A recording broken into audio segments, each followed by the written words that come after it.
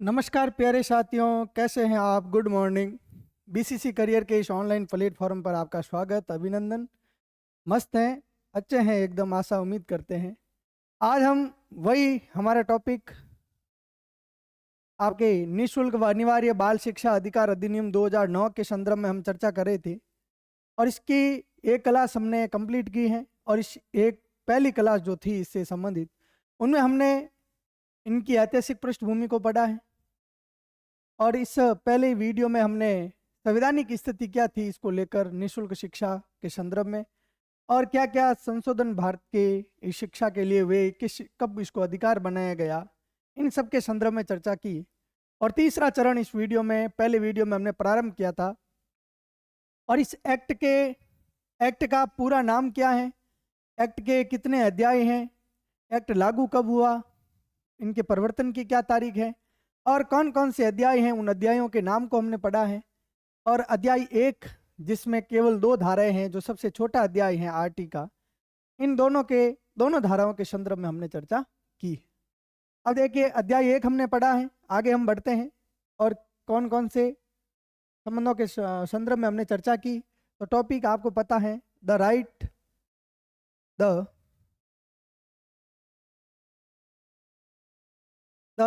Of children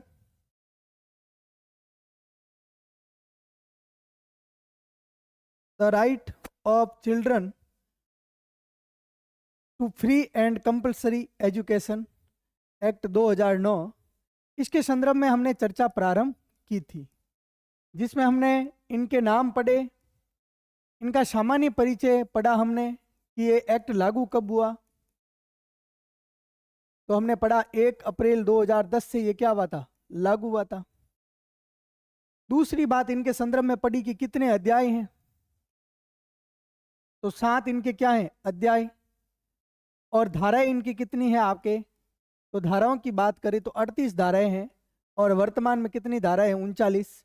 2012 में एक और धारा को जोड़ा गया। और चौथी बात हमने पढ़ी थी, इसमें एक क्या है, शेड्यूल है, एक इनमें कहीं है अनुसूची। इन सब के संदर्भ में हमने चर्चा की है और इनको हमने प्रारंभ किया था। और अध्याय 1 हमने पढ़ा है, अध्याय 1 के संदर्भ में हमने चर्चा की थी। अध्याय 1 जो क्या है, सबसे छोटा अध्याय, सबसे छोटा अध्याय। इस अध्याय 1 में हमने धारा 1 को पढ़ा है। धारा 1 में हमने क्या चर्चा की, धारा 1 में इस अधिनियम का नाम क्या है जो हम पढ़ रहे हैं अभी, ये अधिनियम लागू कब होगा और इस अधिनियम का प्रसार ये कहाँ लागू होगा, किन किन क्षेत्रों में लागू होगा। तो तीसरी बात भी हमने पढ़ी कि ये संपूर्ण भारत में क्या होगा, लागू होगा। यानी इसका जो सामान्य परिचय, ये प्रस्तावना से संबंधित आपके कौन सा भाग है, अध्याय कौन सा है आपके 1। और धारा 2 में हमने पढ़ी थी इनकी परिभाषाएं। इस एक्ट में वर्णित जितनी भी शब्दावली या परिभाषा, या मैं क्या कह सकता हूं इनको, शब्दावली, बार बार एक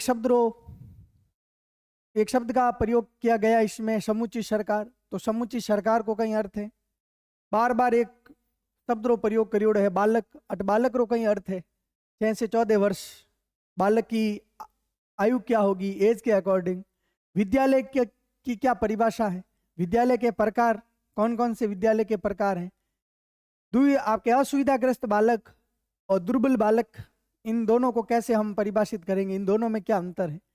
तो इन सब के संदर्भ में हमने कल वाले सेशन में विस्तार से चर्चा की थी, धारा 1 और धारा 2 के संदर्भ में। और अध्यायों के सारे जितने भी अध्याय थे, उन अध्यायों के नाम के संदर्भ में भी हमने चर्चा की थी। आज हम चर्चा करेंगे, आपके आज का हमारा टॉपिक है इस आरटी एक्ट में आपके अध्याय 2। अध्याय 2 क्या कहता है, अध्याय 2 का क्या नाम है, निःशुल्क व अनिवार्य शिक्षा। अध्याय 1 में तो सिंपल सी बात है, उन्होंने प्रस्तावना दे दी, कब लागू होगा, क्या होगा, ये सारी बातें उन्होंने की है इस एक्ट में। अध्याय 1 के ही धारा 2 में सबकी डेफिनेशन दे दी कि जो हम बार बार शब्द यूज कर रहे हैं उसका अर्थ क्या है। सिंपल सी बात है, यहाँ तक कोई समस्या नहीं, क्लियर है। अध्याय 2 कहता है कि जिस निःशुल्क और अनिवार्य शिक्षा की बात हो रही है वो शिक्षा बालक का क्या होगा, अधिकार होगा। और इस अध्याय 2 की बात करें तो इनमें कितनी धाराएं हैं आपके, 3 धारा, 3 से लगाकर 5 तक, धारा 3 से 5 तक, टोटल 3 धाराएं हैं। और तीनों धाराओं में क्या प्रावधान है इनके संदर्भ में आपको समझना है। तो सिंपल सी बात है, 3 धाराओं में क्या वर्णित है। इन 3 धाराओं में धारा 3 क्या कहती है, सबसे पहला प्रश्न, धारा 3, धारा 3 में यही बात है। धारा 3 में लिखा गया है कि प्रत्येक एक बालक को निःशुल्क और अनिवार्य शिक्षा प्राप्त करने का क्या होगा, अधिकार होगा। यानी जो निःशुल्क और अनिवार्य शिक्षा प्राप्त करने का अधिकार जो है बालक के पास, वो अधिकार किस धारा में वर्णित है, धारा 3 में वर्णित है। प्रत्येक एक बालक को निःशुल्क व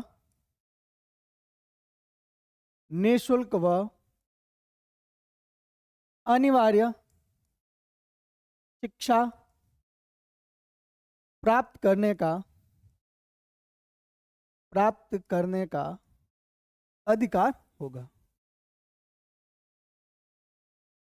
प्राप्त करने का अधिकार होगा। अपने जो नजदीकी विद्यालय हैं वहां पे प्रत्येक एक बालक उस नजदीकी विद्यालय में निःशुल्क व अनिवार्य शिक्षा प्राप्त करने का क्या होगा, उनको अधिकार होगा। इस एक्ट के तहत क्या होगा, अधिकार। उस बालक को आप निःशुल्क और अनिवार्य शिक्षा से वंचित नहीं कर सकते हैं, क्योंकि अब निःशुल्क शिक्षा प्राप्त करना उनका क्या है, राइट्स है, उनका अधिकार है। और इस में यह भी प्रावधान किया गया कि इस बालक से किसी भी प्रकार की फीस जो है वो नहीं ली जाएगी, कोई भी किसी भी प्रकार का वो भुगतान उनसे नहीं लिया जाएगा। यानी इनकी जो पुस्तकें हैं उन पुस्तकों को भी क्या रखा गया है, फ्री रखा गया है। तो ये चीज आपको यहाँ समझनी है कि धारा 3 में क्या है, बालक के अधिकार हैं। बालक को निःशुल्क और अनिवार्य शिक्षा प्राप्त करने का क्या है, अधिकार है। बालक से अपने नजदीकी विद्यालय में निःशुल्क और अनिवार्य शिक्षा प्राप्त कर सकता है, और उस बालक से किसी भी प्रकार का भुगतान, बालक से किसी भी प्रकार की फीस नहीं ली जाएगी। और फीस यदि आपने ली तो फिर आपके लिए दंडात्मक प्रावधान भी है। इसलिए धारा 3 जो बालक को निःशुल्क और अनिवार्य शिक्षा प्राप्त करने का क्या देती है, अधिकार देती है। तो इनके संदर्भ में आपको कंफ्यूजन नहीं होना चाहिए। तो देखिए तीनों धाराएं आपको एक लाइन में याद हो जानी चाहिए। धारा 1 में प्रसार प्रारंभ, धारा 2 परिभाषाएं, और धारा 3 में क्या है, बालक कह रहा है कि शिक्षा प्राप्त करना मारो कहीं है, अधिकार है, और इस अधिकार को आप हमसे नहीं छीन सकते हैं। और नजदीकी विद्यालय में शिक्षा प्राप्त करेगा वो, और उसे किसी भी प्रकार का भुगतान, किन्हीं प्रकार की शुल्क उस बच्चे से नहीं ली जाएगी। ये सिंपल सी बात आपको धारा 3 में समझनी है। अब क्या है आगे, इसी अध्याय की धारा 4 क्या कहती है। धारा 4 कहीं के धारा 4 क्या प्रावधान करती है। धारा 4 उन बच्चों के संदर्भ में प्रावधान करती है जिन बच्चों का नामांकन नहीं हुआ है, अनामांकित बच्चे। और कैसे बच्चे, ड्रॉप आउट, जिन्होंने विद्यालय बीच में छोड़ दिया है। अब हम बात करें कि भाई आरटी एक्ट में किन बच्चों पे आरटी एक्ट लागू होगा। 6 से लगाकर 14 वर्ष के बालकों पे आरटी एक्ट लागू होगा। 14 वर्ष तक उनको निःशुल्क शिक्षा दी जाएगी। लेकिन पुराने समय में आपको पता है कि बच्चों को स्कूल भेजने का टाइम क्या होता, 7-8 साल का जब बच्चा होता तब उनको क्या भेजते, स्कूल। और वर्तमान में आप देख लीजिए बच्चे पे बोझ ढो देते हैं, 3-4 साल का होते ही उस पर जिम्मे आपके उनसे महत्वाकांक्षा रखते हैं कि बच्चा बड़ा होकर डॉक्टर बनेगा, ये तो इंजीनियर बनेगा, ये तो वो बनेगा। अरे जिस बच्चे को बोलना नहीं आ रहा अभी तक, उस बच्चे पे आप बोझ ढो रहे हैं। पहले ऐसे नहीं, पहले वाला सिस्टम ठीक था। 8-9 साल का बच्चा हुआ फिर उनको क्या भेजा जाता स्कूल, फिर उनका नामांकन करवाया जाता। क्या लेट नामांकन करवाने पर अनामांकित जो बच्चे हैं और जो ड्रॉप आउट बच्चे हैं, जिन्होंने बीच में 2-3 साल गैप ले लिया, जिन्होंने वो स्कूल गए ही नहीं बीच में, तो ड्रॉप आउट और अनामांकित बच्चों के लिए क्या प्रावधान है। तो ड्रॉप आउट और अनामांकित बच्चों को जो प्रवेश दिया जाएगा वो प्रवेश किसके अनुसार दिया जाएगा? उम्र के अनुसार। इनके लिए विशेष प्रावधान है इस धारा में। धारा 4 में उन बच्चों के लिए रियायतें हैं, उन बच्चों के लिए छूट है कि जो बच्चे जिन्होंने अभी तक नामांकन नहीं करवाया है और जो बच्चे जिन्होंने बीच में रेस्ट कर दी है, 2-3 साल वो ड्रॉप आउट रहे, विद्यालय गए ही नहीं, उन बच्चों को किसके अनुसार आप कक्षा में प्रवेश देंगे? ऐसे नहीं कि आप उनको पीछे रख देंगे, पहली क्लास में बिठा देंगे आते ही, ऐसा नहीं। उन बच्चों को उम्र के अनुसार क्या देना है? प्रवेश देना है। और उम्र के अनुसार प्रवेश, जैसे 6 वर्ष का बच्चा है तो उसको पहली कक्षा में प्रवेश देना है, 7 का है तो दूसरी कक्षा में, 8 का है तो तीसरी में, इसी प्रकार आपके 9 का चौथी में, 5वीं में, 11 वर्ष का बच्चा छठी में, ये 7वीं में, और ये आ गया आपके 8वीं में। अब उम्र के अनुसार इनको क्या दिया जाएगा? प्रवेश दिया जाएगा। सबसे पहला प्रावधान आपको ध्यान रखना है। और यदि ये बच्चा, अब एक बच्चा है, अब वो सीधा आपके 9 साल की एज में सबसे पहले स्कूल में क्या करवा रहा है? नामांकन करवा रहा है। अब 9 साल का बच्चा नामांकन करवा रहा है तो उस बच्चे को किस क्लास में एडमिशन दिया जाएगा? उसको चौथी क्लास में क्या दिया जाएगा? एडमिशन दिया जाएगा।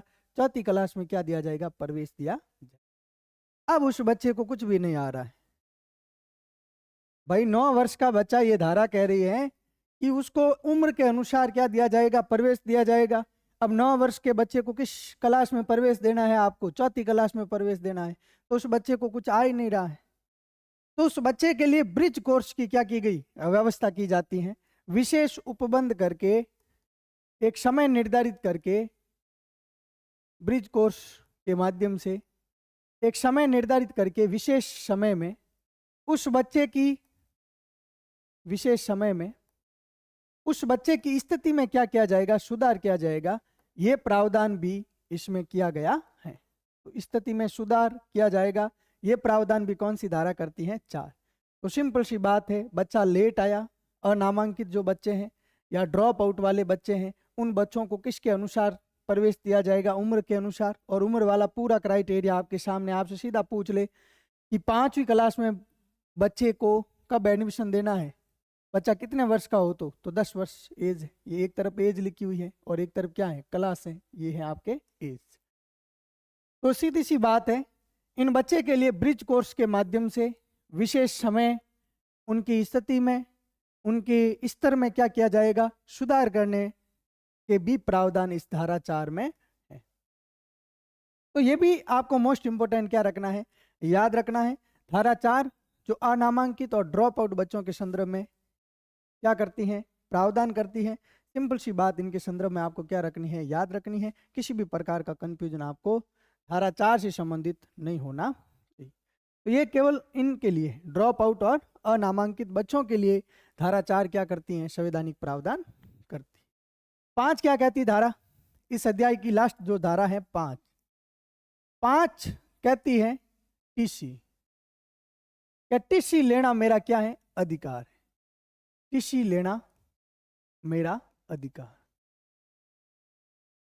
कोई विद्यालय प्रशासन या कोई भी प्रिंसिपल, पहला इस पे बहुत ज्यादा आपको पता है प्रोपोगेंडा चलता था, बच्चे को टीसी नहीं दी जाती थी।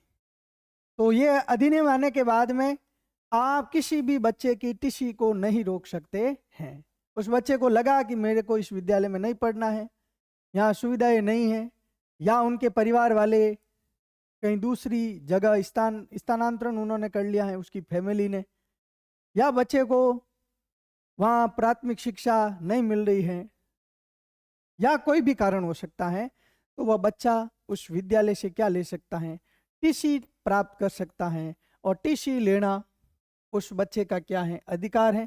ये कौन सा अधिनियम कहता है? ये बच्चे का क्या है? राइट टू एजुकेशन है, शिक्षा का अधिकार है। ये 2009 वाला अधिनियम की धारा, ये जो 5 है, ये टीसी के संदर्भ में क्या करती है? संवैधानिक प्रावधान करती है। तो ये आपके दूसरा अध्याय भी कंप्लीट।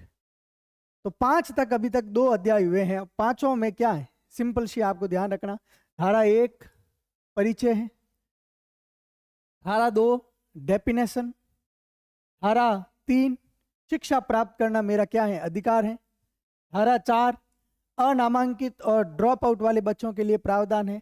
और धारा 5 टीसी प्राप्त करना मेरा क्या है, अधिकार है।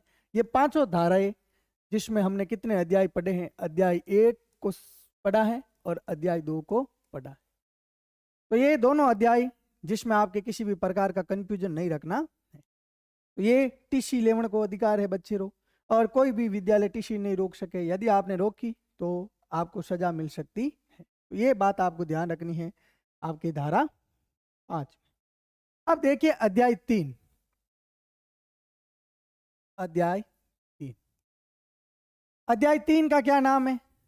अध्याय 3 का नाम है कि समुचित सरकार के क्या कर्तव्य है।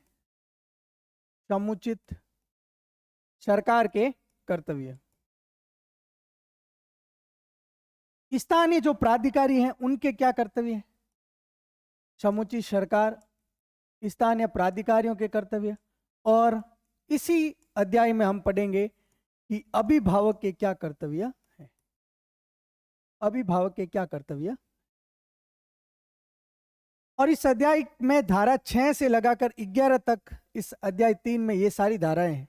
तो धारा 1 से 2 अध्याय 1, धारा 3 से 5 अध्याय 2, और अध्याय 3 जिसमें समुचित सरकार के क्या कर्तव्य होंगे, स्थानीय प्राधिकारियों के क्या कर्तव्य होंगे, और माता पिता अभिभावक के क्या कर्तव्य होंगे। इन तीनों के संदर्भ में ये पूरा अध्याय हमें जानकारी देता है। और इसमें धारा 6 से लगाकर 11 तक क्या है, धारा 6 से 11 तक इनका प्रावधान है। अब धारा 6 में क्या है, सीधी सी इस अध्याय को आगे बढ़ाते हैं। धारा 6, धारा 6 विद्यालयों की स्थापना। विद्यालयों की स्थापना।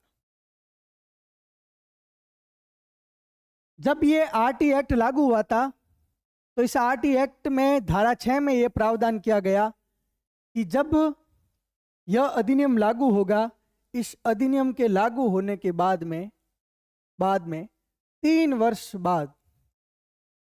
वर्ष बाद में समुचित सरकार का यह कर्तव्य होगा। समुचित सरकार का विद्यालयों की स्थापना करने का जो कर्तव्य है वो किसका है, समुचित सरकार का है। समुचित सरकार की हमने डेफिनेशन पढ़ी है जिसमें केंद्र सरकार भी है, राज्य सरकार भी है। तो समुचित सरकार का यह कर्तव्य होगा कि यह अधिनियम लागू होने के 3 वर्ष बाद में विद्यालयों की क्या करे, स्थापना करे। और इन विद्यालयों की स्थापना किस आधार पर की जाएगी। अब राजस्थान के संदर्भ में आपको याद रखना है कि राजस्थान में विद्यालयों की स्थापना हुई, लेकिन इनकी दूरी को लेकर सबसे बड़ा प्रश्न आपसे पूछा जाता है। तो ये दूरी वाला डाउट आज के बाद आपको नहीं होना चाहिए। धारा 6 सीधी सी बात याद रखनी है, विद्यालयों के स्थापना की बात करता है। और ये कर्तव्य किसका होगा, विद्यालयों की स्थापना का। समुचित सरकार का क्या होगा, कर्तव्य होगा। कितने वर्ष बाद में, इस एक्ट के लागू होने के 3 वर्ष बाद में। और फिर राजस्थान में विद्यालयों की स्थापना हुई, लेकिन यहाँ पे किसको ध्यान में रखा गया, डिस्टेंस को ध्यान में रखा गया। और आपको ध्यान रखना है राजस्थान में जितने भी प्राथमिक विद्यालय हैं, राजस्थान का एक्ट पारित हुआ ना 29 मार्च 2011 को, आपके राजस्थान ने इस एक्ट पे नियम विनियम तय किए। और 1 अप्रैल 2011 को ये एक्ट क्या हो गया, राजस्थान के संदर्भ में निःशुल्क शिक्षा का अधिकार अधिनियम लागू हो गया। इन्होंने ये इस एक्ट में निर्धारण किया कि प्राथमिक शिक्षा के जो विद्यालय हैं, प्राथमिक स्तर के विद्यालय हैं, 1 किलोमीटर में क्या होना चाहिए, एक प्राथमिक स्तर का क्या होना चाहिए, विद्यालय होना चाहिए। और दूसरा इन्होंने प्रावधान किया कि जो उच्च प्राथमिक विद्यालय है, कैसे विद्यालय, उच्च प्राथमिक विद्यालय के लिए डिस्टेंस क्या रखी, 2 किलोमीटर। तो ये दोनों बिंदु आपको धारा 6 में क्या करने हैं, याद करने हैं। तो सिंपल सी हेडिंग है, धारा 6 विद्यालयों का इस्टेब्लिशमेंट, विद्यालयों की स्थापना की बात करता है। किसका कर्तव्य हो गया, विद्यालय की स्थापना करना, समुचित सरकार का कर्तव्य होगा। और इस एक्ट के अकॉर्डिंग कितने वर्ष बाद में, 3 वर्ष बाद में। और राजस्थान का जब एक्ट आया 29 मार्च 2011 और ये लागू हुआ 1 अप्रैल को, तो प्राथमिक स्तर के विद्यालयों के लिए कितनी दूरी रखी, 1 किलोमीटर, और उच्च प्राथमिक के लिए कितनी दूरी रखी, 2 किलोमीटर की दूरी रखी गई। ये दोनों के दोनों प्रावधान आपको इस धारा 6 में क्या रखने हैं, याद रखने हैं। अब बढ़ते हैं आगे, और क्या प्रावधान है। अब देखिए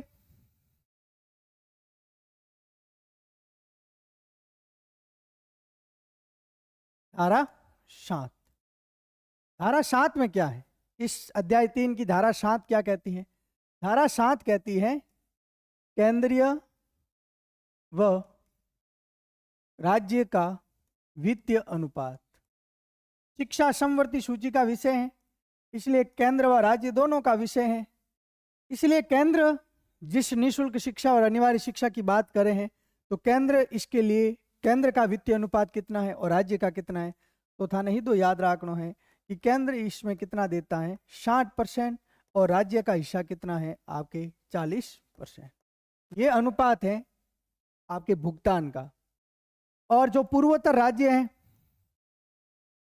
पूर्वोत्तर राज्य 7 सिस्टर जो स्टेट है, वहाँ पे आर्थिक स्थिति उनकी कमजोर है, इसलिए 90% कौन देता है? आपके केंद्र देता है और केवल 10% कौन देते हैं? आपके स्टेट।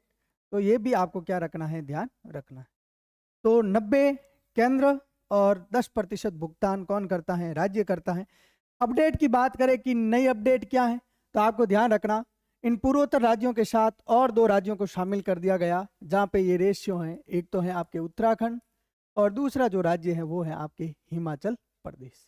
तो ये दोनों भी आपको ध्यान रखने, हिमाचल प्रदेश। तो उत्तराखंड और हिमाचल प्रदेश में भी यह आपके वित्तीय अनुपात है, यानी धारा 7 में केंद्र और राज्य क्या है? साथ साथ मिलकर क्या करते हैं? वित्तीय खर्च करते हैं शिक्षा पे, निःशुल्क शिक्षा पे क्या करते हैं? खर्च करते हैं। तो धारा 7 सिद्ध याद रखनी, साथ साथ कौन है? साथ साथ केंद्र और राज्य। अब धारा 8 में क्या है? धारा 8 क्या संवैधानिक आपके इस धारा 8 में क्या प्रावधान है? तो अब देख लीजिए धारा 8। धारा 8 क्या कहती है? धारा 8 कहती है समुचित सरकार के कर्तव्य। समुचित सरकार के कर्तव्य। अब इसमें आप क्या रटोगे? कॉमन सी बात है, सारे सरकार के कर्तव्य हैं। विद्यालयों की स्थापना से लगाकर विद्यालयों का रख रखाव, विद्यालय का भवन निर्माण करवाना है, विद्यालय में शिक्षकों की नियुक्ति करनी है, पाठ्यक्रम का क्या करना है? निर्माण करना है, और शिक्षकों को प्रशिक्षण देना है, आपके परीक्षा कैलेंडर क्या करना है? जारी करना है। ये सारे कर्तव्य किसके हैं? समुचित सरकार के हैं। तो समुचित सरकार के कर्तव्यों का उल्लेख कहाँ पे है? 8 में। जहाँ होती है सरकार वहाँ क्या होती? ठाट। और धारा कौन सी है? आपके 8। 7 में क्या है? केंद्र और राज्य दोनों क्या है? साथ साथ। तो सरकार की क्या है? ठाट है। यानी समुचित सरकार के क्या कर्तव्य होंगे, इनकी क्या ड्यूटीज होगी, इनके संदर्भ में रटना नहीं है आपको। इस धारा 8 में बहुत सारे कर्तव्य, एक लिस्ट है आपके। विद्यालयों की स्थापना से लगाकर, विद्यालयों की स्थापना, ठीक है, स्थापना, आपके पाठ्यक्रम आपके अध्यापकों को प्रशिक्षण देना, अध्यापकों को प्रशिक्षण देना, अनिवार्य और निःशुल्क शिक्षा उपलब्ध करवाना। बहुत सारे इनके कार्य हैं। अनिवार्य व निःशुल्क शिक्षा उपलब्ध करवाना। तो ये सारे के सारे कर्तव्य आपके धारा 8 में है। यानी आपको सीधी सी बात याद रखनी कि समुचित सरकार के क्या कर्तव्य हैं, इनके संदर्भ में आपको सारी बातें याद करनी। तो धारा 8, इसमें भी आपको किसी भी प्रकार का कंफ्यूजन नहीं होना चाहिए। धारा 9 में क्या है? वही बात है। धारा 8, 9 और धारा 10। धारा 9 में है स्थानीय प्राधिकारी के कर्तव्य। स्थानीय प्राधिकारी के कर्तव्य। स्थानीय प्राधिकारी के कर्तव्य। समुचित सरकार जो नियम बनाएगी इस आरटी को लेकर, उसको लागू करवाने का, उनको क्रियान्वयन करवाने का काम किसका है? स्थानीय प्राधिकारी का है। तो स्थानीय प्राधिकारियों के बहुत सारे कर्तव्य हैं। जैसे स्थानीय प्राधिकारियों के कर्तव्य हैं कि डोर टू डोर जाके उस विद्यालयों को क्या करना? चेक करना। डोर टू डोर जाके विद्यालयों को क्या करना? चेक करना। ये स्थानीय प्राधिकारियों के क्या है? कर्तव्य हैं। स्थानीय प्राधिकारियों के कर्तव्य हैं कि जो उनका क्षेत्र है, जो उनका एरिया है, उस क्षेत्र में 6 से 14 वर्ष के जो बालक हैं, उन बालकों का 6 से 14 वर्ष के जो बालक हैं उन बालकों का क्या रखना, अभिलेख। अभिलेख का मतलब क्या हो गया, उनका क्या रखना, रिकॉर्ड रखना। उनका क्या रखना, रिकॉर्ड रखना। ये स्थानीय प्राधिकारियों के क्या हैं, कर्तव्य हैं। स्थानीय प्राधिकारियों के कर्तव्य हैं कि क्या निःशुल्क और अनिवार्य शिक्षा जो अधिनियम है इनकी पालना हो रही नहीं हो रही।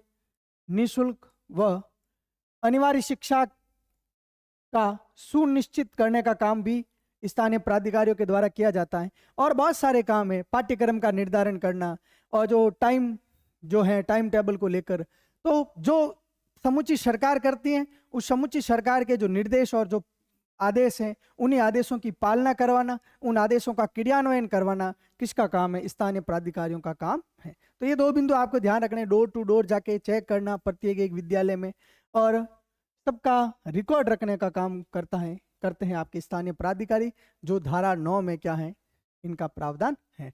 और धारा 10 में है अभिभावकों के कर्तव्य। तो 3 धाराएं हैं जहां कर्तव्यों का उल्लेख है, अभिभावकों के कर्तव्य। और अभिभावक के क्या कर्तव्य होंगे कि वह बच्चे को क्या भेजेगा, स्कूल भेजेगा। स्कूल भेजने का काम किसका होगा, अभिभावक का। और टीचर को, अध्यापक का काम क्या होगा, उस बच्चे को पढ़ाना। लेकिन सबसे पहले तो जिम्मेदारी किसकी है, अभिभावक की है। वो बच्चे को स्कूल भेजेंगे तभी अध्यापक उनको पढ़ा पाएंगे। तो अभिभावक के भी कर्तव्य कहाँ पे हैं, धारा 10 में। ठीक है, धारा 10 और अभिभावकों के कर्तव्यों का क्या करती है, उल्लेख करती है। तो एक बार आपको 10 तक याद हो जानी चाहिए। धारा 1 में बार बार हम देखो नाम ले रहे हैं, याद हो जानी चाहिए अब तो आपको। प्रसार के संदर्भ में है, प्रारंभ कब होगा और लागू कब होगी। 2 में डेफिनेशन है। फिर अध्याय 2 धारा 3 में क्या है, 3 में है हमारा अधिकार होगा निःशुल्क शिक्षा प्राप्त करना। 4 अनामांकित और ड्रॉप आउट वाले बच्चों के लिए प्रावधान है, उम्र के अनुसार उनको क्या दिया जाएगा, प्रवेश दिया जाएगा। धारा 5 में क्या है, 5 में है आपके टीसी जारी करना, टीसी प्राप्त करना भी बच्चे का क्या है, अधिकार है। धारा 6 से लगाकर 11 तक अध्याय 3 है। और 6 में है विद्यालयों क्या करेगी सरकार, इस्टेब्लिशमेंट यानी उनकी स्थापना करेगी। और स्थापना को लेकर राजस्थान में क्या रूल है उनके संदर्भ में आपको ध्यान रखना। धारा 7 में केंद्र और राज्य दोनों साथ साथ वित्तीय क्या करेंगे, खर्च करेंगे। 8 में है समूची सरकार के क्या कर्तव्य हैं। 9 में आपके धारा जो 9 है उसमें स्थानीय प्राधिकारियों के क्या कर्तव्य हैं जो आपको ध्यान रखने हैं। और धारा 10 अभिभावक के क्या कर्तव्य हैं। अभिभावक का ये कर्तव्य होगा कि वो बच्चे को क्या भेजे, स्कूल भेजे। तो ये धारा 10 तक, इसके संदर्भ में आपको किसी भी प्रकार का कंफ्यूजन नहीं रखना है। अब धारा 11 क्या कहती है, जो इस अध्याय की लास्ट धारा है, अध्याय 3 की। और धारा 11 कहती है, धारा 11 कहती है कि पूर्व प्रारंभिक शिक्षा, पूर्व प्रारंभिक शिक्षा, जिस ECCE की हम बात कर रहे हैं, जो आपके शिक्षा नीति 2020 का मुख्य उद्देश्य है। ECCE का मतलब early child care education, early child care education. इसके तहत जो पूर्व प्रारंभिक बच्चे हैं, और यहाँ पे एज का क्या क्राइटेरिया है, 3 से 6। अब ऐसे जो बच्चे हैं जिनको उनके माता पिता के द्वारा तीसरी से ही उनको स्कूल भेजा जाता है, जैसे प्राइवेट स्कूल में जो आपके LKG लोअर किंडर गार्डन है, UKG जो अपर किंडर गार्डन है, ये कक्षाएं हैं, इनमें इनको भेजा जा रहा है। यानी 3 वर्ष का बच्चा जो उनके खेलने की अवस्था है, जो उनके खिलौने की अवस्था है, तब उनको क्या किया जा रहा है, पढ़ाया जा रहा है अभिभावकों के द्वारा, और उन पे भार थोपा जा रहा है। तो सरकार ने क्या कहा कि पूर्व प्रारंभिक जो शिक्षा है उनके लिए भी धारा 11 में क्या किया गया है, प्रावधान किया गया है कि 3 से 6 वर्ष के बालकों के लिए पूर्व प्रारंभिक शिक्षा होगी। और ये पूर्व प्रारंभिक शिक्षा जो है वो कहाँ पे दी जाएगी, आपके आंगनवाड़ी केंद्रों में। और वहाँ बच्चा कुछ नहीं, आपके उनको वहाँ पोषण मिलता है अच्छा, 3 से 6 वर्ष के बालकों को, और वहाँ उनको खिलाया जाता है। तो ये 2 काम वहाँ होते हैं, बच्चा खेलता है मिट्टी से, अच्छे से उनको वहाँ खिलौने होते हैं कुछ, और खिलौने की अवस्था है उनकी, और आंगनवाड़ी में उस बच्चे को क्या दिया जाता है, पोषण दिया जाता है। ये 3 से 6 वर्ष के बालकों के लिए भी जो है उनके संदर्भ में प्रावधान किया गया। और किस धारा में किया गया, 11 में। आर्टिकल 45 हमने कल पढ़ा था। इस आर्टिकल 45 में 3 से 6 वर्ष के बालकों के लिए ही क्या है, प्रावधान है। तो ये कुछ आपके धारा 11 के संदर्भ में, यानी 3 अध्याय आपके आरटी के कंप्लीट है। अध्याय 1 जिसका नाम है प्रस्तावना परिचय, अध्याय 2 जिसका नाम है निःशुल्क व अनिवार्य शिक्षा, और अध्याय 3 समूची सरकार के, स्थानीय प्राधिकारियों के और अभिभावकों के क्या कर्तव्य होंगे, इन सब के संदर्भ में धारा 5 से लगाकर आपके 6 से लगाकर 11 तक ये अध्याय 3 भी आपके सामने। सिंपल से आपको धारा और धाराओं के आगे क्या प्रावधान है उनको याद रखना है। अब देखिए अध्याय 4। अध्याय 4 का क्या नाम है, अध्याय 4। अध्याय 4 कहता है कि विद्यालय के क्या कर्तव्य है, विद्यालय व अध्यापक के क्या कर्तव्य, अध्यापक के कर्तव्य। कल भी हमने इसके संदर्भ में चर्चा की थी कि यह सबसे बड़ा अध्याय है। सबसे छोटा अध्याय तो कौन सा है, अध्याय 1, और सबसे बड़ा अध्याय है आपके अध्याय 4। सबसे बड़ा अध्याय है और इसमें धारा जो है 12 से लगाकर कहां तक है, 28 तक इसमें क्या है, धाराएं हैं। तो धाराएं 12, धारा 12 से लगाकर धारा 28 तक। अब बच्चे को सरकार ने विद्यालयों की स्थापना कर दी, अब सरकार को कुछ कर्तव्य दे दिए, स्थानीय प्राधिकारियों को कर्तव्य दे दिए, अभिभावक को कह दिया धारा 10 में कि आप बच्चे को क्या भेजना है, स्कूल भेजना है। सारी बातें तय हो गई। आंगनवाड़ी केंद्रों में जो बच्चों को शिक्षा दी जाए उनके संदर्भ में भी निर्धारण हो गया।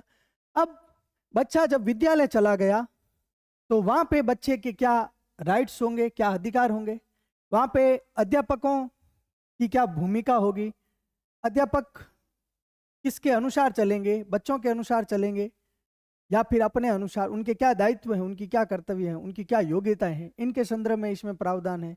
और विद्यालय के क्या कर्तव्य हैं, विद्यालय को किन मानकों को पूरा करना है, किसको हम विद्यालय जो है एक अच्छे विद्यालय के रूप में आप रेखांकित करेंगे। तो विद्यालय के लिए क्या क्या होना जरूरी है, टीसी से लगाकर आपके आवेदन से लगाकर सारी प्रक्रियाओं का प्रावधान, आपके पाठ्यक्रम से लगाकर विद्यालय के दायित्व और अध्यापकों के दायित्व, इन सब के संदर्भ में जो प्रावधान है वो कहाँ पे है, आपके अध्याय 4 में। अब सबसे पहली धारा आपके 12, धारा 12, और यहाँ धारा 12 में किसके संदर्भ में प्रावधान है, निजी विद्यालयों के संदर्भ में। किसके संदर्भ में, निजी विद्यालय। धारा 12 कहती है कि जितने भी निजी विद्यालय हैं उस निजी विद्यालय में कौन कौन से बच्चों को शामिल किया गया इसमें कैटेगरी में, इन निजी विद्यालय में जो दुर्बल वर्ग के बालक हैं, किस वर्ग के बालक हैं, दुर्बल वर्ग के बालक। दुर्बल वर्ग के बालक की हमने कल ही परिभाषा पढ़ी है। दुर्बल वर्ग के बालक किनको कहेंगे, दुर्बल वर्ग के बालक जिनकी आय जो है, आय क्या हो, कम, और आय का क्या क्राइटेरिया, 2.5 लाख से क्या हो, कम, 2.5 लाख से कम। पहले ये 1 लाख थी। दूसरा क्राइटेरिया इन्होंने क्या है, आपके असुविधाग्रस्त बालक। असुविधाग्रस्त बालक की क्या डेफिनेशन है, कल हमने पढ़ा था कि जो कमजोर वर्ग के लोग हैं, एससी वर्ग के लोग हैं, एसटी वर्ग के लोग हैं, आपके ओबीसी के लोग हैं, या जो बीमारी से ग्रसित हैं, आपके एचआईवी या कैंसर से, इस प्रकार के बालकों को हम क्या कहेंगे, असुविधाग्रस्त बालक कहेंगे। यह धारा 12 प्रावधान करती है कि सभी निजी विद्यालयों में इन 2 कैटेगरी में जो बालक हैं, और इस 2 कैटेगरी में आप जब लेंगे बालकों को तो सारे बालक आ जाएंगे, कैटेगरी वाइज भी बालक आ जाएंगे सारे, और जो आपके जिनकी आय कम है वो बालक भी आ जाएंगे, जो आर्थिक दृष्टि से पिछड़े वो भी आ जाएंगे। इन निजी विद्यालयों की जो प्रथम कक्षा है, जो पहली कक्षा है, उस प्रथम कक्षा में 25% सीटें इन बालकों के लिए क्या होंगी, आरक्षित होंगी। और ये जो 25% सीटें हैं इन बालकों के लिए जो आरक्षित होगी वो कैसी होगी, निःशुल्क। इनसे किसी भी प्रकार की शुल्क जो है वो नहीं ली जाएगी। और इनको भुगतान फिर कौन करेगा? इनको आपके सरकार क्या करेगी? भुगतान करेगी इन निजी विद्यालयों को। और ये निजी विद्यालय इन बच्चों से किसी भी प्रकार का भुगतान ये बिल्कुल क्या है, निःशुल्क है। आपके 0% इनकी क्या है, फीस है। तो 25% सीटें निजी विद्यालय में आरक्षित करने का प्रावधान धारा कौन सी करती है? 12। और जिन विद्यालय ने ये 25% सीटें तय नहीं की तो फिर सरकार उनकी क्या बजा देगी? 12 बजा देगी। तो धारा 12 में क्या प्रावधान है? धारा 12 में निजी विद्यालय में 25% सीटें दुर्बल वर्ग के बच्चों के लिए हैं, 25% सीटें असुविधाग्रस्त बच्चों के लिए क्या है, आपके आरक्षित हैं। ये आपको ध्यान रखना। और बिल्कुल क्या है, निःशुल्क है, कोई फीस नहीं है, ये भी आपको ध्यान रखना है। ये धारा 12 में क्या है, प्रावधान है। अब देखिए धारा 13 क्या कहती है। धारा 13 धारा 13 धारा 13 कहती है कि कोई आपके इंटरव्यू या तेरा किसी भी प्रकार का अनुवीक्षण नहीं होगा। आपको सीधा याद रखना है। ये भी एक बालक का अधिकार, या बालक को अधिकार दिया जाता है कि पहले ये ऐसा आपके प्रोपेगेंडा चलता था कि बच्चा जब भी विद्यालय आता पहले उस बच्चे का अनुवीक्षण करते, टेस्ट लेते, बच्चे के अभिभावकों का टेस्ट लेते। ये दिल्ली में बहुत ज़्यादा था। और फिर उस अभिभावक या बच्चे से क्या लेते, एक शुल्क लेते, जो डोनेशन के नाम पे उनसे शुल्क ली जाती, और जिसे मैं क्या कह सकता हूँ, अवैध शुल्क कह सकता हूँ। इन दोनों ही प्रकार पे क्या लगाया है, प्रतिबंध सरकार ने लगाया है। और सीधी आपको ध्यान रखनी, धारा 13 में ये है कि 13 अवैध शुल्क नहीं लिया जाएगा और ना ही 13 अनुवीक्षण होगा। तो धारा 13 क्या प्रावधान करती है, बालक को कहाँ राहत देती है कि अवैध शुल्क व अनुवीक्षण यानी टेस्ट, प्री जो आपके टेस्ट दिया जाता है वो अनुवीक्षण की प्रक्रिया पर प्रतिबंध।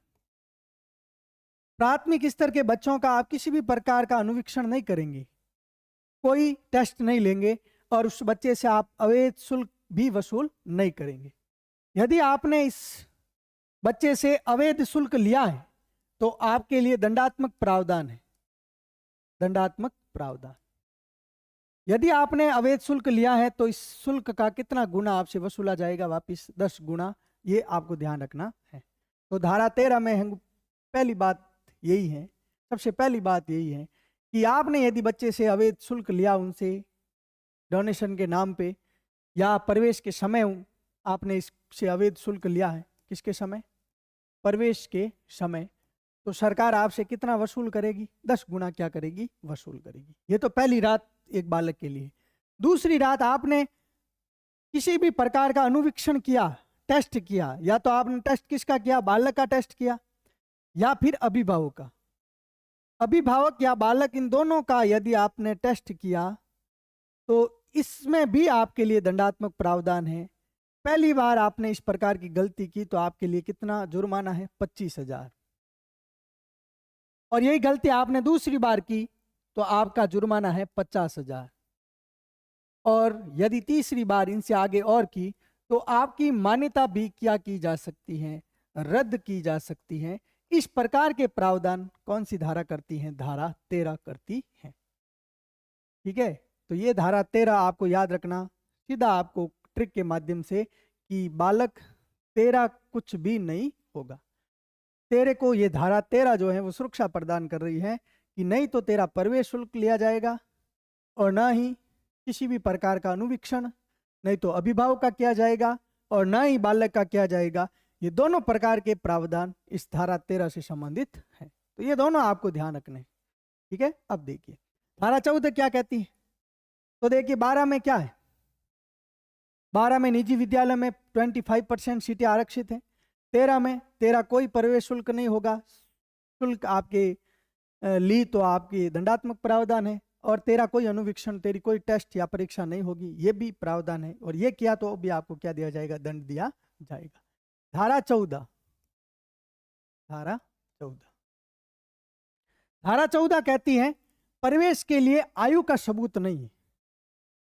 आप दस्तावेज के आधार पर किसी बालक को मना नहीं कर सकते।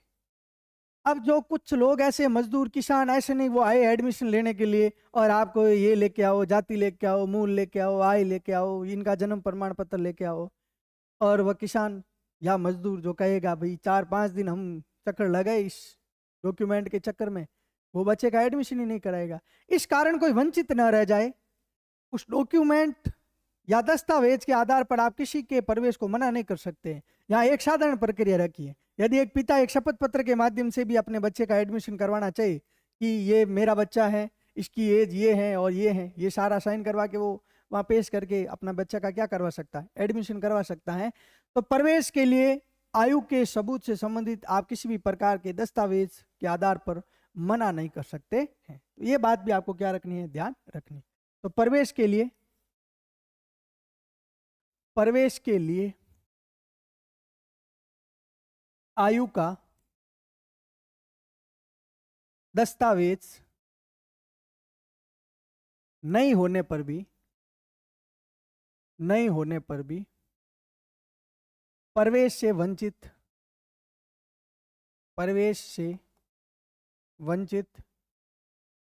नहीं किया जाएगा। प्रवेश से वंचित उस बालक को नहीं किया जाएगा। ये कौन सी धारा कहती है? धारा 14 कहती है। ये भी आपको क्या रखना है, ध्यान रखना है। आगे बढ़ते हैं। अब देखिए धारा 15 क्या है। 14-15 में ज्यादा अंतर नहीं है। 15 कहती है कि डॉक्यूमेंट के नाम पे आप बच्चे को मना नहीं कर सकते प्रवेश के लिए। और जो धारा 15 कहती है कि ऐसा नहीं भाई अंतिम तिथि आपकी निकल गई है, जैसे हमारे आरटी एक्ट में जो प्रवेश की अंतिम तिथि वो क्या है, 30 सितंबर है। 30 सितंबर तक तो प्रवेश के लिए तिथि है ही, प्रवेश के लिए है ही। लेकिन 30 सितंबर के बाद भी किसी भी बालक को प्रवेश से इनकार नहीं किया जाता है, प्रवेश से इनकार नहीं किया जाएगा। मोस्ट इंपॉर्टेंट आपको ध्यान रखना, प्रवेश से इनकार नहीं।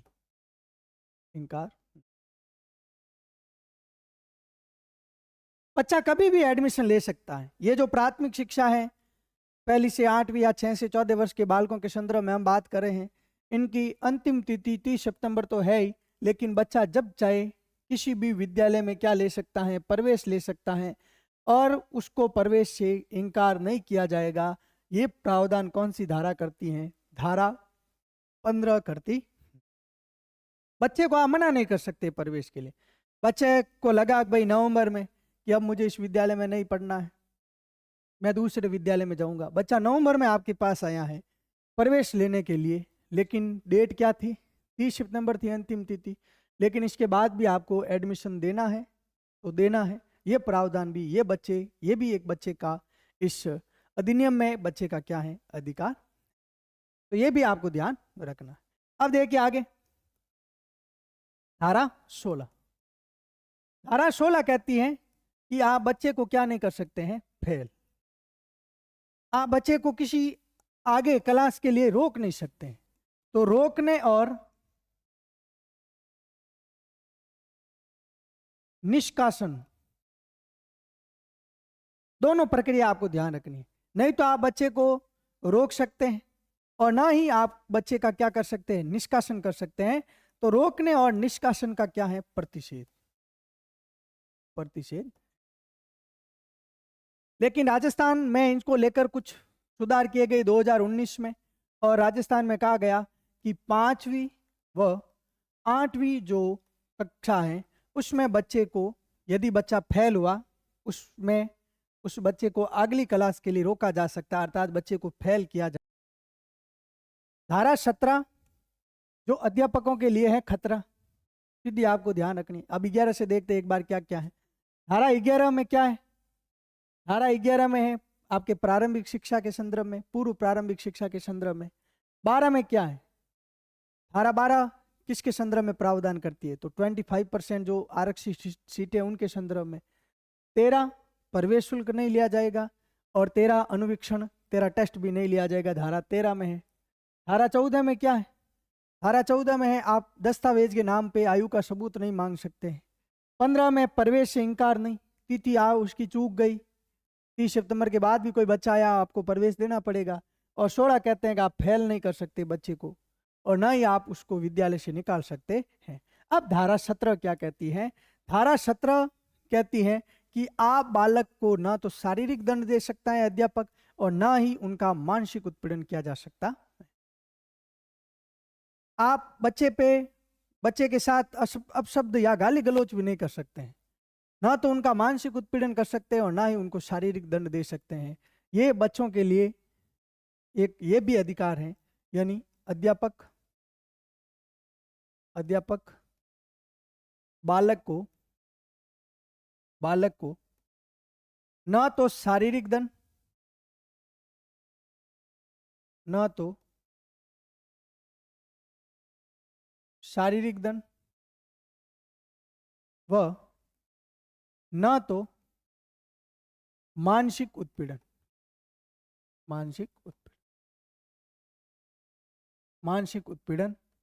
और बच्चे के साथ किसी भी प्रकार के अपशब्द या गाली गलौज का प्रयोग अध्यापक नहीं करेगा। यदि इस प्रकार का प्रयोग उन्होंने बच्चे को शारीरिक दंड दिया या बच्चे का मानसिक उत्पीड़न किया है, मानसिक उत्पीड़न बच्चे को आंख दिखाना भी क्या है, अपराध है। आंख दिखाई तो भी आपको कारावास हो सकता है। और उसको आप किसी भी प्रकार के अपशब्दों का प्रयोग नहीं करेंगे। यदि आपने इस प्रकार की गलती की है तो आपको 3 माह का क्या हो सकता है, कारावास हो सकता। तो ये भी आपके लिए दंडात्मक क्या है, प्रावधान। तो बच्चे को पीट नहीं सकते, ये भी कहीं ना कहीं दंडात्मक ये प्रणाली है। वैसे साइकोलॉजी में दंड देना बच्चे को स्वीकार नहीं किया जाता, लेकिन पहले वाले विद्यालय में आप देख लीजिए किस प्रकार पहले वाली जो पीढ़ियाँ थी वो सुबह से लगाकर छुट्टी तक पीटे जाते अध्यापकों से, ठीक है, अलग अलग तरीकों से पीटे जाते। और घर आके जब शिकायत करते अभिभावक को तो अभिभावक और उनको पीटते। तो वह बच्चा फिर मारपीट से उन बच्चे को कहा गया अध्यापकों के द्वारा कुछ, तो वह उसमें सहन करने की क्षमता आ जाती, अर्थात वो बच्चा उनका बच्चे का क्या हो जाता, समायोजन बढ़िया हो जाता, समायोजन की शक्ति आ जाती। और अब वाले बच्चों को इतना आपके छूट है, चाहे घर वाले उनको कुछ बोले या स्कूल में कुछ बोले तो वो बच्चा फिर उसको अन्यथा ले लेता है। तो इस प्रकार की ये भी एक दंडात्मक जो पहले प्रावधान था, कहते हैं कि पुलिस के दंडों से अच्छे अध्यापक के डंडे।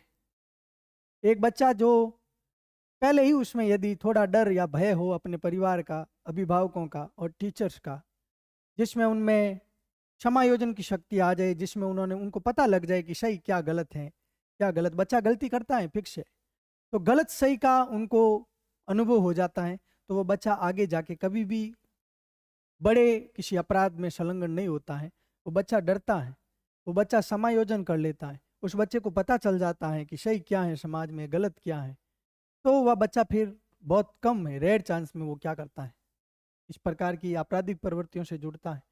लेकिन ये भी एक प्रणाली है, अपराध की प्रणाली से वो बच्चा जुड़ जाता है। इसलिए यहाँ पर भी ये भी आपके धारा 17 जो अध्यापकों के लिए क्या है, खतरा है। आप बच्चे को मारना तो क्या, शारीरिक दंड तो क्या, सामने भी नहीं देख सकते, पट्टी लगा के आपको चलना पड़ेगा आंखों पे, ठीक है। बच्चा चाहे कुछ भी कह दे आपको, बच्चा आपके कंधों पे बैठ जाए तो आपको फिर उनको बुचकार के आंखें नहीं निकाल सकते, उनको नीचे उतारना है। इस प्रकार के जो प्रावधान है वो आपको ध्यान रखने, ठीक है। अब देखिए धारा 18 क्या कह रही है। धारा 18 कहती है कि बिना मान्यता प्रमाण पत्र आप स्कूल नहीं खोल सकते। यानी जचीक भाई 15-20 बच्चों को इकट्ठा किया और 1-2 आपके 3-4 रूम बना दिए, या किसी घर में ही आपने स्कूल को प्रारंभ कर दिया। मान्यता होनी चाहिए स्कूल की, बिना मान्यता या प्रमाण पत्र के आप स्कूल नहीं खोल सकते। और यदि आपने बिना मान्यता और प्रमाण पत्र के स्कूल खोली तो 1 लाख रुपए आपके क्या है, जुर्माना है। तो क्या है धारा 18 क्या कहती है? 18 के संदर्भ में आपको ध्यान रखना है। धारा 18 बिना मान्यता व प्रमाण पत्र, बिना मान्यता व प्रमाण पत्र के विद्यालय न खोला जाना, न खोला। ऐसे ही आप विद्यालय नहीं खोल सकते हैं, आपको सरकार से मान्यता लेगी होगी, प्रमाण पत्र लेना होगा। पिछली धाराओं में हमने पढ़ा कि समूची सरकार के क्या कर्तव्य हैं। समूची सरकार के कर्तव्य हैं कि विद्यालयों को मान्यता प्रदान करेगा, विद्यालयों की स्थापना करेगा, फिर वहाँ पे निःशुल्क अनिवार्य शिक्षा के संदर्भ में वो प्रावधान करेगा, वहाँ स्कूल के क्या मानक हैं उन मानकों को तय करेगा। ये सारे प्रावधान सरकार करती है। और यदि उन्होंने बिना प्रमाण पत्र के स्कूल खोला, बिना प्रमाण पत्र, बिना किसी मान्यता के स्कूल खोला, तो उस पर कितने जुर्माना है आपके? 1 लाख रुपए। और 1 लाख रुपए जुर्माना लगाने के बाद भी वो यदि वह स्कूल को चलाता है तो पर डे, प्रतिदिन उसका जुर्माना है आपके 10,000 रुपए। तो ये दोनों बातें भी ध्यान रखना है कि ऐसा व्यक्ति जो बिना मान्यता के ही स्कूल को प्रारंभ करा है, विद्यालय को चला रहा है, तो उस पे पहली बार में कितना जुर्माना है? 1 लाख रुपए जुर्माना है।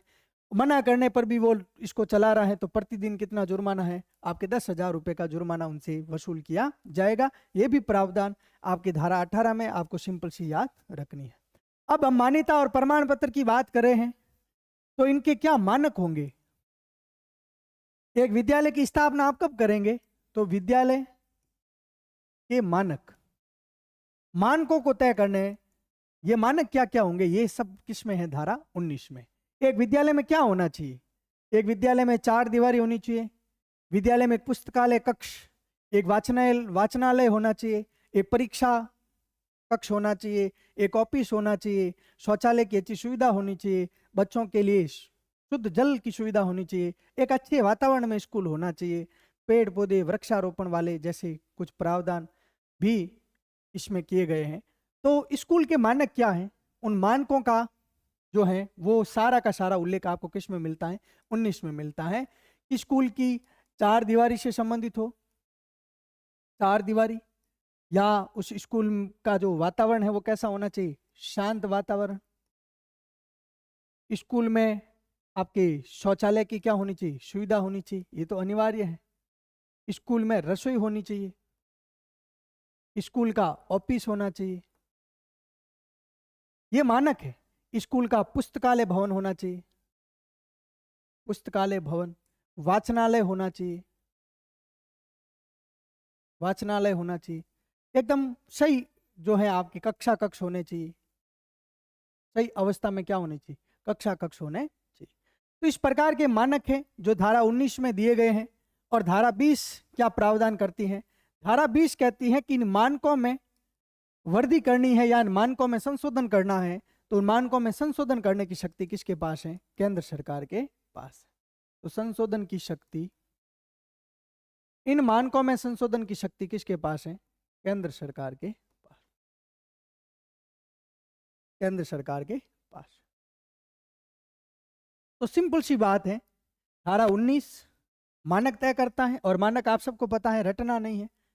और धारा 20 कि ये जो मानक हैं धारा 19 में, इन मानकों में कोई संशोधन करना है, कोई परिवर्तन करना है, तो ये परिवर्तन करने की शक्ति किसके पास है? केंद्र सरकार के पास है। तो ये हमने आज के इस सेशन में धारा 1 से लगाकर 20 तक अच्छे से हमने पढ़ी है। एक एक धारा आपको नोट करनी है, याद करनी है, एक एक धारा आपको याद होनी चाहिए। कल वाले पार्ट से इंपॉर्टेंट है आज का सेशन, ये सारी जो धाराएं हैं। और अगले पार्ट में हम पार्ट 3 में हम जो धाराएं बची हैं आपके 21 से लगाकर 38 तक, एसएमसी से लगाकर लास्ट तक हम इनके संदर्भ में विस्तार से चर्चा करेंगे। तो यहाँ तक आपको एक लिस्ट के रूप में आपको याद करनी है, धारा 1 से लगाकर धारा 20 तक। जहाँ ट्रिक लगे आपको, और खुद की ट्रिक बनानी है जो आपको लंबे समय तक क्या रहती हैं, याद रहती हैं। और इनके संदर्भ में पढ़ना है आपको, अच्छे से बार बार रिवीजन करना है, जो आपके एग्जाम के दृष्टिकोण से। इस टॉपिक कंप्लीट होने के बाद में हम इससे संबंधित जितने भी प्रश्न हैं, कुछ प्रश्न जो PYQ आए हुए प्रश्न हैं, या कुछ नए प्रश्नों के साथ आपके टेस्ट जो है, इस टेस्ट को भी हम तैयार करेंगे। और इस टेस्ट को टेलीग्राम ग्रुप के माध्यम से इस टेस्ट को लिया जाएगा। तो टेलीग्राम ग्रुप भी आपको ज्वाइन करना है। कल वाली क्लास जो हैं उसको भी अच्छे से देखना है और आज की जो क्लास है उनको भी अच्छे से देखना है। इन 2 पार्टों में हमने धारा 20 तक विस्तार से चर्चा की है। तो आशा उम्मीद करता हूँ कि चीज़ें आपके क्लियर हुई होगी। इसी के साथ आप मस्त रहिए, खुश रहिए, हंसते रहिए, आगे बढ़ते रहिए और आज के इस सेशन को, आज की इस क्लास को यहीं पे समाप्त करते हैं। नमस्कार, धन्यवाद।